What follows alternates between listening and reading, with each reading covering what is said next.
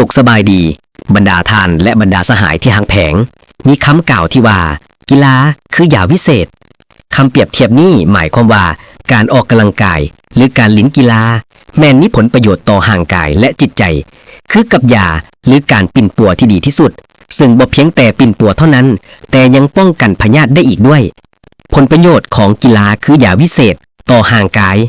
เพราะกีฬาช่วยป้องกันและปิ่นปัวปัญหาสุขภาพได้หลายๆอย่างเช่น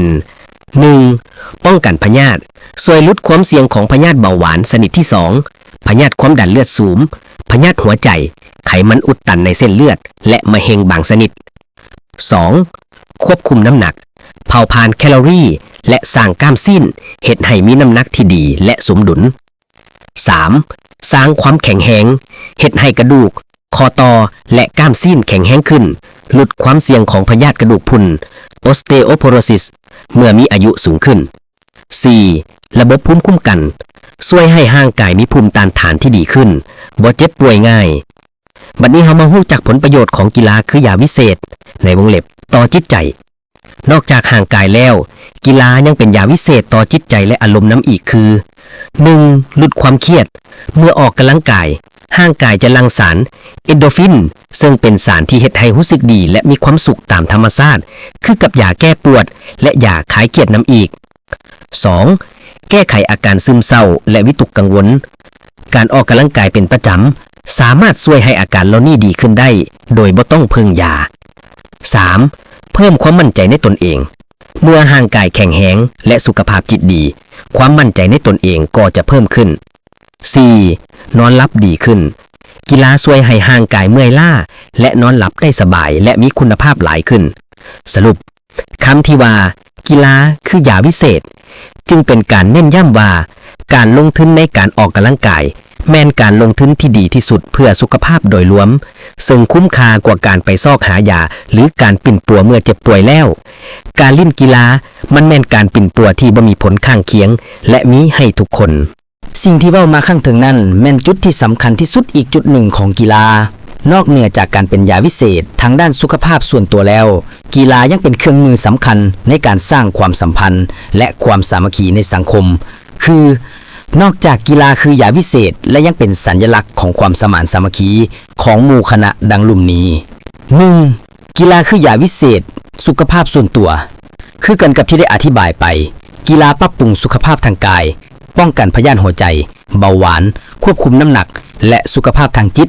และลดความเครียดซึมเศร้าโดยการหลั่งสารเอนโดรฟิน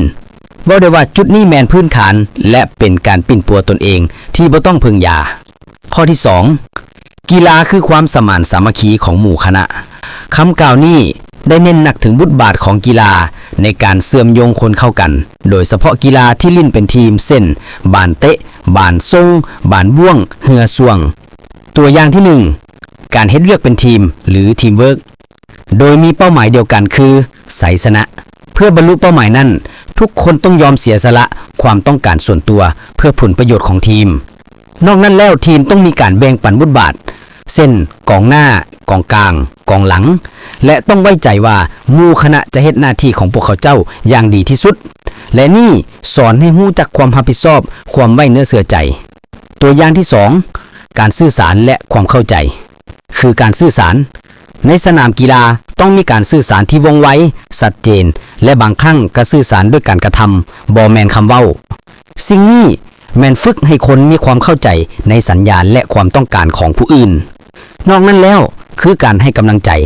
เมื่อมีความผิดพลาดหมู่ในทีมต้องให้กำลังใจกันและกันเพื่อหลีกเลี่ยงการตำหนิติสมที่เฮ็ดให้ท้อถอยนี่เป็นการสร้างพลังใจให้กันในทีมและหมู่คณะตัวอย่างที่ 3. การยอมรับกฎระเบียบและความแตกต่างคำว่ากฎระเบียบทุกๆคนในทีมและทีมคู่แข่งต้องยอมรับกฎระเบียบเดียวกันและสิ่งนี้แหละที่จะสร้างความเข้าใจในเรื่องของความยุติธรรมหรือแฟร์เพลย์ประการต่อมาบ่จำแนกในทีมกีฬาบ่ว่าจะมาจากพื้นฐานใดมีความเชื่อแนวใดหรืออายุเท่าใดทุกคนก็เท่าเทียมกันเมื่ออยู่ในสนามกีฬาจึงเป็นเครื่องมือที่ดีในการลบล้างความแตกต่างและสร้างความเป็นอันหนึ่งอันเดียวกันบัดนี้เรามาสรุปความหมายโดยรวมกันเนาะคำกล่าวที่ว่ากีฬาคือยาวิเศษบ่งบอกว่า 1. ในระดับส่วนบุคคล กีฬาปิ้นปัวและป้องกันพยาธิทางกายและจิตใจ 2. ในระดับสังคม กีฬาเสียมโยงคนสอนให้รู้จักการไว้ใจ การเฮ็ดเวียกร่วมกัน การสื่อสาร และการเคารพซึ่งกันและกัน ดังนั้น กีฬาจึงบ่เพียงแต่ช่วยให้คนมีสุขภาพดีเท่านั้น แต่ยังสร้างสังคมให้มีความแข็งแรงเข้าใจกันและสามัคคีกันนำอีก แม่นบ่บรรดาทานและบรรดาสหายทั้งหลาย หรือมีความคิดเห็นที่แตกต่างแนวใด ขอขอบใจและข้าพเจ้าคำพูนเกี่ยวทองพันธุ์จึงขอกล่าวคำว่าสบายดี